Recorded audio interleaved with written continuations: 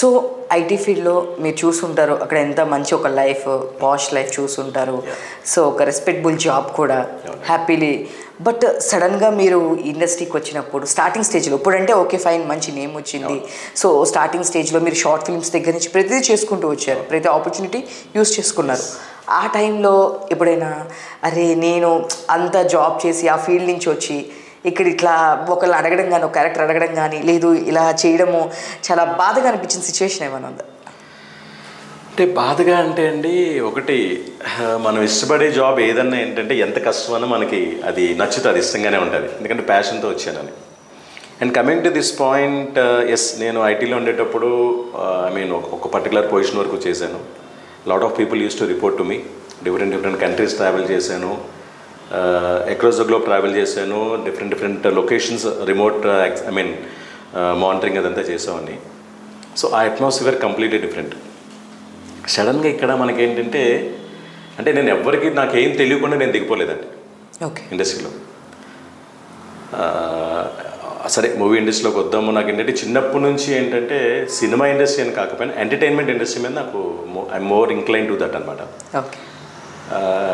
అంటే like schooling అప్పుడు కానీ కాలేజెస్లో కూడా ఏంటంటే కల్చరల్ యాక్టివిటీస్, ఈ యానివర్సరీ ఇవన్నీ ఫంక్షన్స్ ఉంటాయి కదా, సో వాటిలో కూడా యాక్టివ్గా పార్టిసిపేట్ చేయడం, అలాగా ఆ kind of thing, networking, friends, travel, ఈ కైండ్ ఆఫ్ ఇంట్రెస్ట్ నాకు ఉండేవన్నమాట.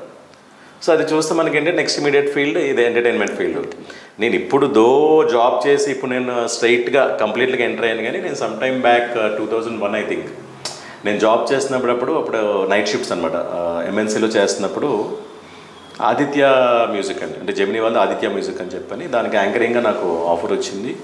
యా, సో 2 చేశాను, 2 షోస్ చేశాను. సూపర్. చేయడం వల్ల అంటే అప్పుడు ఏంటంటే ఒక అత్యాస అండి, అంటే ఇటు నైట్ అది జాబ్ చేసుకోవచ్చు, మార్నింగ్ ఇది చేసుకోవచ్చు అని ఓవర్ కాన్ఫిడెన్స్ దిగాను actually. Okay. But end of the day 24 hours ఎవరు వర్క్ చేయలేరు కదండి. అండ్ ఇంకోటి ఏంటంటే కంపెనీ పాలసీస్ ఉంటాయి, ఏది మనం చేసినా బయట వర్క్ చేసేటప్పుడు ఎథికల్గా ఏంటంటే మనం చెప్పాలి, వాళ్ళకి ఓపెన్గా పబ్లిక్గా చెప్పాలి. ఇదేంటంటే వేరే జాబ్ అనుకోండి సైలెంట్గా ఇంట్లో కూర్చొని అయితే సైలెంట్గా చేసుకోవచ్చు, బట్ ఇది పబ్లిక్ డొమైన్లో కనబడతాం కాబట్టి నేను జెన్యున్గా వాళ్ళు చెప్పాను, వాళ్ళు అంటే ఐదర్ దిస్ ఆర్ దట్, మీరు చూస్ చేసుకుంటే 2 కష్టం, ఎందుకంటే మీకు హెల్త్ ఎఫెక్ట్ అవుతుంది, మీరు అక్కడ డే చేసుకుని ఇక్కడ నైట్ చేయడం అనేది ఏంటంటే రెండింటికి డిస్టర్బెన్స్ అవుతుంది అని. ఇంకా అప్పుడు ఆ పాయింట్ ఆఫ్ టైంలో ఇంట్లో యూజువల్ ఏముందని కెరియర్ అన్నప్పుడు ఇంకా అటే ఆప్ట్ చేశా. అది ఉండిపోయింది అలాగా. అది ఉండిపోయిన తర్వాత ఒక పాయింట్ ఆఫ్ టైంలో మళ్ళీ ఇంకా ఒక ఏజ్ దాటిపోయిన తర్వాత ఇంకా మనం చేయలేము, మన ప్యాషన్ అది ఫుల్ఫిల్ చేసుకోలేము అన్న పాయింట్ ఆఫ్ టైంలో నాకు కరెక్ట్గా అదే టైంకి నాకు సింక్ అయ్యి కొంతమంది సజెస్ట్ చేశారు. అంటే నేను అప్పుడు ఆన్ జాబ్ నేను యూఎస్లో ఉండేటప్పుడు ఫ్రెండ్ అండి యాక్చువల్గా నాకు విజయ్ అని, ఇప్పుడు ప్రెజెంట్ ఒక మూవీ కాజల్ అనే మూవీ డైరెక్ట్ చేస్తున్నారు అతను, ఆల్రెడీ డెబ్యూ ప్రాజెక్ట్. సో అతను నేను బయటగా దీనికి సైట్ సీయింగ్కి వెళ్ళినప్పుడు మన ఏంటది time square, statue of Liberty అది తిరుగుతున్నప్పుడు తను ఆల్రెడీ అప్పటికి ఏంటంటే ఫీల్డ్లో ఉన్నాడు. అంటే యూఎస్లో మీకు ఏమవుతుందంటే చాలామంది మనం ఇక్కడ నుంచి వెళ్ళే టీంకి సపోర్ట్ చేస్తారు, అక్కడ ఎక్విప్మెంట్ వాళ్ళు మెయింటైన్ చేయడం కానీ, లొకేషన్స్ చూసుకోవడం కానీ, అంటే more or like local assistants, local మేనేజర్గా రోల్ ప్లే చేసేవారు అప్పట్లో. సో తనకి ఇటు సైడ్ ఇంట్రెస్ట్, తను ఏంటంటే సినిమాటిక్ లెన్సెస్తో ఫొటోస్ తీశాడు. అవి చూసిన తర్వాత నేనే సర్ప్రైజ్ అయితే నా ఫేస్ ఎలా ఉంటుందా ప్రాపర్ లెన్సెస్లో తీస్తే అన్నది. సో అప్పుడు తను అన్నాడు, నీకు బాగుంది, నువ్వంటే ఇంట్రెస్ట్ ఉంటే ట్రై చేయని. సరే అయిపోయింది. జనరల్ ఫ్రెండ్స్ మామూలుగా చేస్తుంటారు కదండి, అంటే జోక్ చేస్తుంటారు కదా, ఇప్పుడు కొద్దిగా బాగున్నాడు, హైట్ ఉన్నాడు, మరి నువ్వు హీరోలో నువ్వు ప్రభాస్లో ఉన్నావు అని చెప్పి అలా జోక్ చేస్తుంటారు కదా. సో ఆ కైండ్ ఆఫ్ థింగ్ మామూలుగా అన్నాడేమనుకున్నాను. లేదు నువ్వు సీరియస్గా ట్రై చేయి, ఎందుకంటే ఆ టైంలో క్యారెక్టర్ ఆర్టిస్టులు కొంతమంది స్వర్గస్థులు అయ్యారండి, చాలామంది back to back, Maruthi Prasad గారు. సో దాని ఏంటంటే ఈ ఏజ్ గ్రూప్కి వ్యాక్యూమ్ క్రియేట్ అయింది. సో నువ్వు వెరీ సీరియస్లీ ఇంట్రెస్టెడ్ ఉంటే మాత్రం రైట్ టైం ఇది నువ్వు వచ్చేయాలి. సో అక్కడ ఒక విత్తనం పడింది, అయిపోయింది. తర్వాత అది అవునా కాదా అని చెప్పని అది ఇంకా జాబ్ చేస్తున్నప్పుడు రావాలా వద్దా మిడిల్ ఏజ్డ్ ఏమంటారు end of the day it's అంటే అనకూడదు కానీ డైలీ వేజెస్ అండి. ప్రతి ఆర్టిస్ట్ ఈజ్ పెయిడ్, అంటే హీరోలు అయితే ఏదో ప్రాజెక్ట్ పరంగా ప్యాకేజెస్ ఉంటాయి కానీ వీఆర్ పెయిడ్ డైలీ. ఒక నెల షూట్ లేదు, వర్క్ లేదనంటే ఏ రేంజ్ వాళ్ళన్నా దాని దగ్గర వాళ్ళ కమిట్మెంట్స్ ఉంటాయి కాబట్టి సఫర్ అవుతారు, స్ట్రగుల్ అవుతారు. సో ఫస్ట్ ఇంట్లో మిస్సెస్ని అడిగాను అనమాట. అడిగితే ఏం చేద్దాం ఇలాగా ఉంది, తనకు కూడా అంటే కొద్దిగా ఇంట్రెస్ట్, ఇప్పుడా అన్నట్టు ఫస్ట్ అడిగింది.